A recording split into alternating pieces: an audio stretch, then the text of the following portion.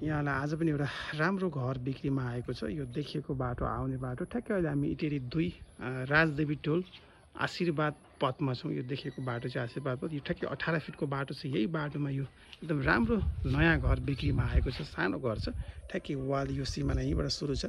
यहाँले हेर्नुहोस्, यो देखिएको घर भयो, पर्फेक्ट लोकेसनमा छ, राम्रो ठाउँमा छ। यो 6.5 दुर जग्गामा बनेको छ। उत्तर फेज भएको छ। यो अगाडि 18 फिटको बाटो छ।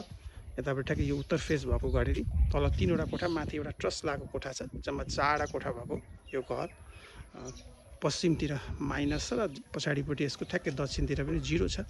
देखिएको घर एउटासम्म मजाले गाडी पार्किङ गर्ने स्पेस भएको यो ठाउँ छ। पर्फेक्ट लोकेसनमा राम्रो ठाउँ छ। वरिपरिको यो सिन्सहरू म देखाइदिन्छु यहाँलाई चारैतिर। पर्फेक्ट लोकेसनमा भएको। यदि यहाँहरू यसको पुरा भिडियो हेर्न चाहनुहुन्छ रियल इस्टेट नेपाल भवन थापा युट्युब च्यानलबाट यसको पुरा भिडियो हेर्नुहोला। डिटेल्स, कन्ट्याक्ट नम्बर, प्राइस सबै त्यहाँबाट पाउन सक्नुहुनेछ। आमगासीदेखि यहाँसम्मको लोकेसन सहितको भिडियो हुने चाहिँ युट्युबमा गएर पुरा भिडियो हेर्नुहोला। थ्याङ्क यू, धन्यवाद।